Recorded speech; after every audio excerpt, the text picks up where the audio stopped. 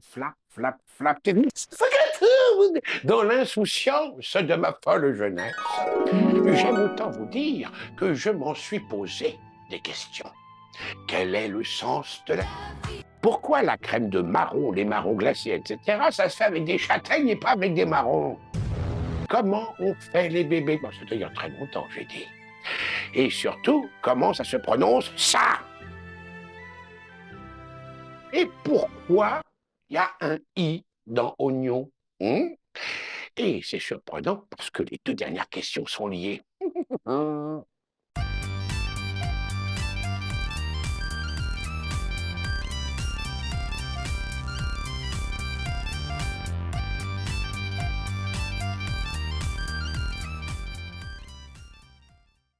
C'est encore le latin qui nous fout dedans. Je veux dire qu'il nous propose tant de richesse et de subtilité. En effet, les deux lettres G et N accolées nous donnent deux prononciations possibles. Gne avec un G dur, comme dans pugnacité ou diagnostic, et Gne avec un G dit mouillé. Ne riez pas, c'est le terme consacré, comme un cygne ou une musaraigne. Et reconnaissez que pour quelqu'un qui ne parle pas notre langue, quand vous tombez là-dessus, je cite, « Montagne, la fréquentation des stations stagne » dans le Dauphiné libéré du 9 novembre 2015. Montagne, stagne, comment s'y retrouver, bon sang?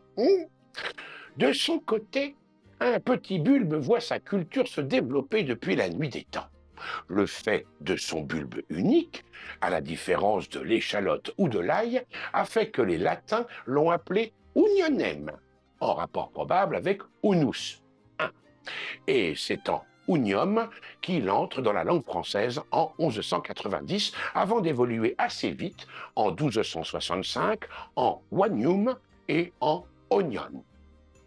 Je parlais plutôt de la différence entre gne et gne. Alors, autant à l'oral, ça passe, autant à l'écrit, comment peut-on savoir comment ça se prononce? Il fallait aider les lecteurs. Et qui, à votre avis, a pris l'habitude de proposer des solutions? Comme distinguer le U du V, par exemple. Les mêmes, absolument, les moines copistes. Ce sont eux qui ont eu l'idée géniale de glisser un petit I muet devant le gne afin de mouiller le G et que la prononciation gne se fasse. C'est pourquoi oignon se prononce oignon et pas oignon. Le I n'est là que pour mouiller. Et tous les mots en GN y sont passés. D'ailleurs, il entre dans le dictionnaire avec cette orthographe en 1718. Et à la fin du XVIIIe, on se dit que maintenant que l'orthographe est fixée depuis un siècle, que l'habitude et l'usage ont fait leur œuvre, on pouvait faire sauter le i en trop. Par exemple, rognon ou trognon. C'est ce qui s'est passé en règle générale, sauf que parfois, la prononciation a été privilégiée.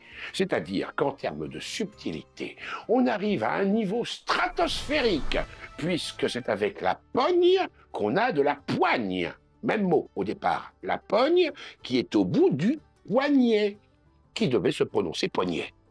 Et si on enlève la main, maladie, amputation ou de naissance, on a le mot moignon, auquel on connaît trois prononciations. La tradition, restée majoritaire, tend vers moignon. Le 19e siècle recommandait quant à lui, par exemple, Becherel, la prononciation moignon. Et le 20e siècle, Littré en tête, revient à mognon.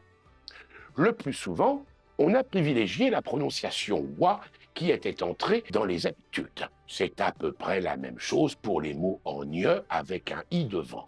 L'Académie a renoncé face à l'usage, à régner, ou le verbe saigner, par exemple. Mais la plupart des i ont sauté. Campagne, qui n'a jamais cessé de se prononcer campagne, est redevenu campagne à l'écrit. Montagne est redevenu montagne, à une exception. Michel de Montaigne, que ses contemporains avaient pris l'habitude d'appeler Montaigne, a conservé jusqu'à aujourd'hui un i en trop et une prononciation fausse de son véritable nom. Mais revenons à nos oignons, parce que le i était censé dégager en 1798, lors de la 5e édition du dictionnaire de l'Académie française. Et c'est ce qui s'est produit. Toutefois, l'Académie fait marche arrière en 1835 lors de la 6e édition du dictionnaire et remet ce i à oignon, qui ne sert plus à rien, sauf peut-être pour faire joli et faire parler les bavards. Il faudra attendre 1990 pour qu'une réforme de simplification de l'orthographe soit approuvée par l'Académie française et soit appliquée à partir de 2016. C'est dire si c'était urgent. Aujourd'hui, toujours selon l'Académie, oignon s'écrit oignon, mais peut s'écrire oignon. Un jour, je donnerai mon avis sur cette fameuse réforme de 1990-2016 qui a fait très sauter les trissotins de tout poil, mais qui n'est pas dénuée d'intérêt ni de bon sens. Papa, Ah ben oui qu'il est grand Pigorneau. tu veux donner ton avis alors que personne ne te le demande? Bah ouais, Et si tu t'occupais de tes oignons? putain j'ai manqué de poignes, de pommes, oh, je sais plus moi.